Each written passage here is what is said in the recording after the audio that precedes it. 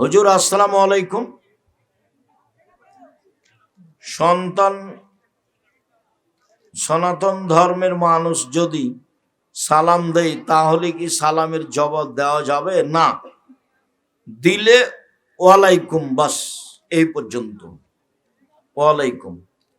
শায়েখ, আমি একজন রাজমিস্ত্রি। আমার প্রশ্ন হলো, আমরা কাজ করাকালীন অনেক সময় দেখা যায় লোহা বা অন্যান্য জিনিস চলে আসে।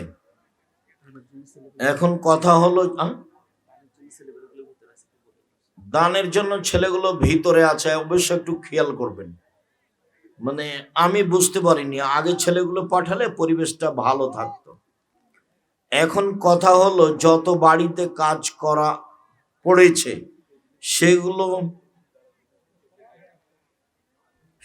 সেগুলো বাড়িতে যাওয়া আর সম্ভব নয়। এই জন্যই আত্মসাৎ করা হারাম। অতএব ওদের নামে দান করো, আল্লাহ হেফাজত করুক। আর যারা এখানে সামনে আছেন তারা টেবিলে সহযোগিতা করে যাবেন। বিয়ের পর পরকিয়া করলে ইসলামিক শাস্তি কি? তাকে ইট ঢেল পাথর দিয়ে হত্যা করতে হবে। বিবাহের পরে জেনায় লিপ্ত হলে বেঁচে থাকার কোনো সুযোগ নেই। বিবাহের পরে জেনায় লিপ্ত হলে বেঁচে থাকার কোনো সুযোগ নেই। প্রিয় শায়েখ, আমাদের এলাকায় কবরের উপরে নতুন মসজিদ নির্মাণ করা হয়েছে। মসজিদ ভেঙে দিতে হবে, ওই মসজিদে সলাত হবে না। কবর যদি মসজিদের পাশে থাকে, ভিতরে থাকে, পশ্চিমে থাকে, পূর্বে থাকে, উত্তর দক্ষিণে থাকে, সেই মসজিদে সলাত হবে না। আমি জন্ম থেকে হানাফি মাঝহাবে ছিলাম, কিন্তু আপনার ওয়াজ শুনে আমি আহলে হাদিস অনুসরণ করি। কিন্তু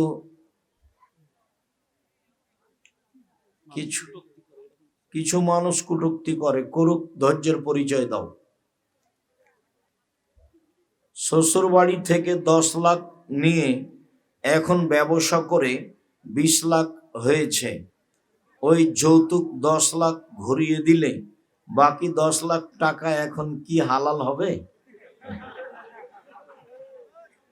বাকি 10 লাখের 3 ভাগের 1 ভাগ দান করে দাও, বাকি টাকা থাক, আর ওই টাকা দ্রুত ফিরিয়ে দাও। মৃত ব্যক্তির নামে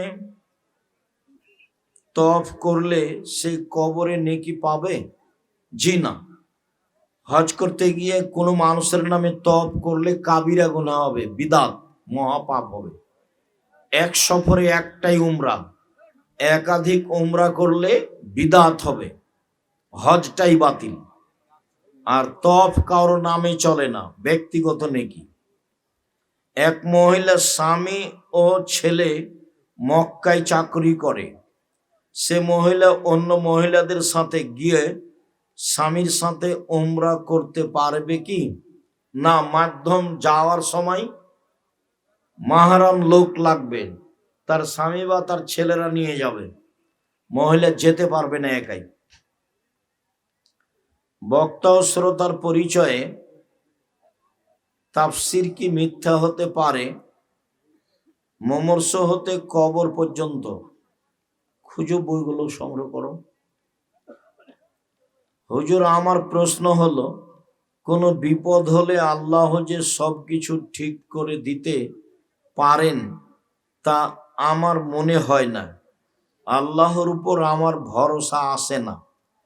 তো তুমি তওবা করো, ক্ষমা চাও আল্লাহর কাছে, আস্তাগফিরুল্লাহ অতবেলায় বলো, আমার তো সরিষার সমপরিমাণ ভরসার অভাব হয় না। 2013 সালের 24শে আগস্ট রোজ মঙ্গলবার সকাল 11টার সময় হাঁটাবো, বীরহাটাবো, রূপগঞ্জ, নারায়ণগঞ্জ, ঢাকা, ফাঁকা মাঠে বলেছিলাম আমার হাতে টাকা নাই, একথা সত্য।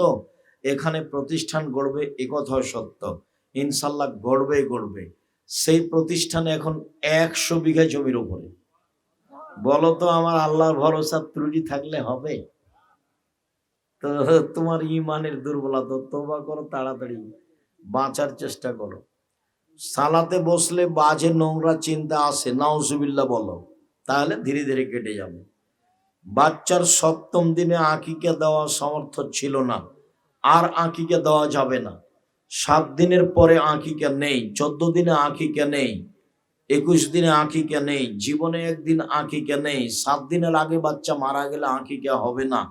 আকিকা বাপের জিম্মেদারি, কুরবানি নেকির কাজ, আকিকা নেকির কাজ নয়।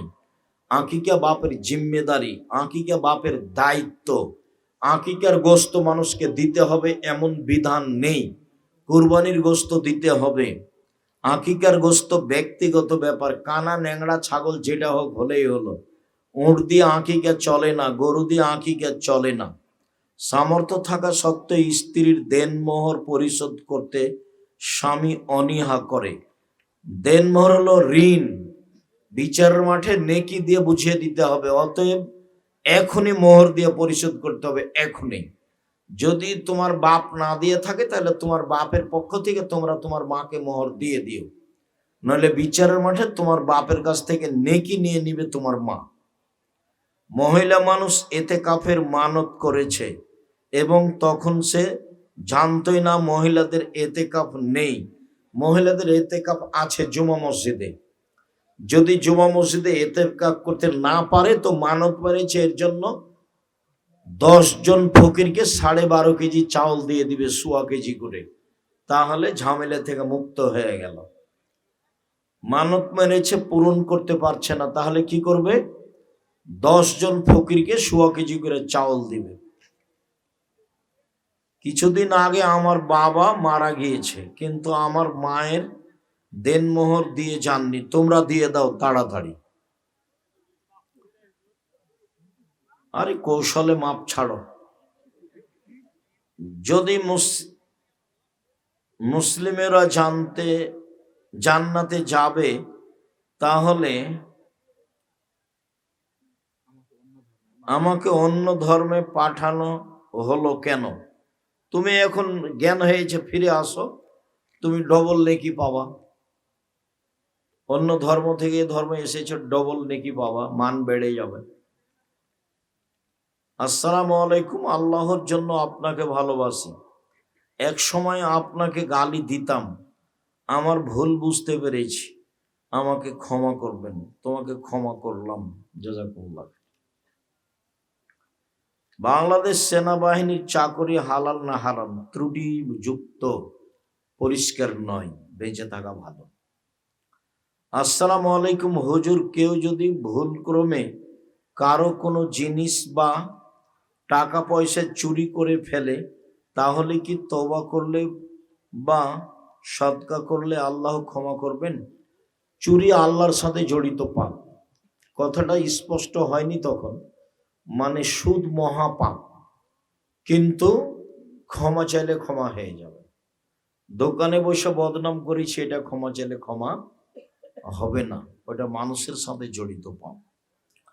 চুরি আল্লাহর সাথে জড়িত পাপ, ক্ষমা চাও। গোসলখানা ও টয়লেটে অ্যাটাচড ঘেরা থাকলে অজু করা যাবে? যাবে, দোয়া পড়ে অজু করো। আল্লাহুম্মা নাউযু বিকা মিনাল খুবুসি ওয়াল খাবায়েস বলে বসা হয়েছে, গোফরানাকা বলে উঠা হয়েছে। এই সময়ে জিকির আজকার করা যাবে না, তার আগে জিকির আজকার করা যাবে। টয়লেট তো এখন ঝকঝকে হয়ে আছে। কোনো ছেলে যদি নিজের ইচ্ছায় লিঙ্গ পরিবর্তন করে পুরুষ থেকে নারীতে রূপান্তর হয় এবং সে হিজড়া সেজে চাঁদা আদায় করে, তার উপরে অভিশাপ। মুখান্নাস হিজড়ার উপরে অভিশাপ, একাধিকবার আল্লাহ নবী বলেছে। প্রিয় শাইখ, আমাদের গ্রামে প্রতিদিন একটা হুজুর এসে কিছু মহিলাকে আরবি পড়িয়ে যায়, এটা কি ইসলামে জায়েজ?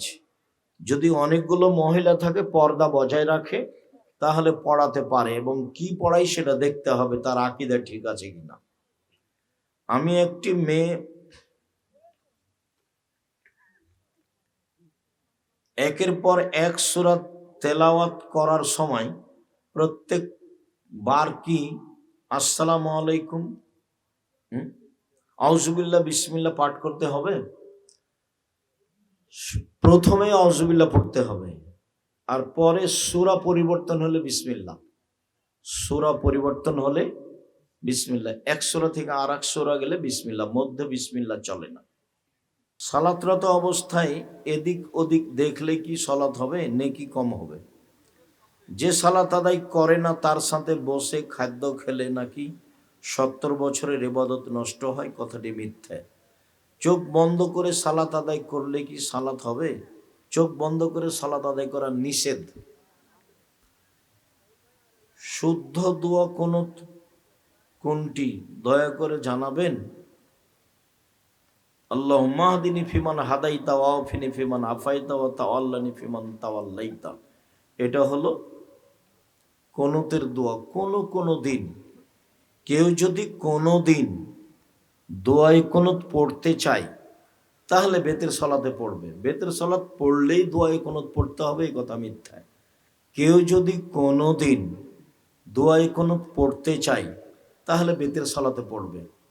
কেউ যদি কোনো দিন 10 দিন 20 দিন 2 মাস 1 মাস 6 মাস পরে কেউ যদি কোনো দিন দোয়ায় কুনুত পড়তে চায় তাহলে বেতের সলাতে পড়বে।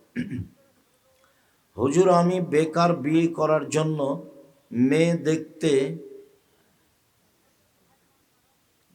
গেলে মেয়ের বাবা বেকারকে বিয়ে দেয় না। আছে, অনেক মেয়ে আছে তোমার সাথে বিবাহের জন্য প্রস্তুত। দেখো তুমি কাকে খুঁজতে যাও। শেখ, আপনি যেদিন পশ্চিমে যান পড়ালেখা করতে, যাওয়ার সময় খড়ের চালে কলম গুঁজে দিয়েছিলেন, কি কারণে? কলমটি সাথে নিয়ে যাও আমার জন্য ছিল না, পরিবেশ অনুকূলে ছিল না। কলমটা সাথে নিয়ে যাওয়া আমার জন্য পরিবেশ অনুকূলে ছিল না, সেই জন্য রেখেছিলাম। আর পায়ের স্যান্ডেলগুলি বাংলাদেশের ছিল, সেই জন্য স্যান্ডেলগুলি খুলে দিয়েছিলাম।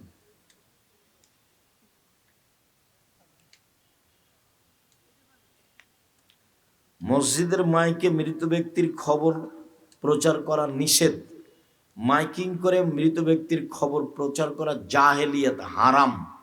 মোবাইলে একজন আরেকজনকে জানাবে, চিৎকার করে মরার খবর দেওয়া হারাম, জাহেলিয়াত।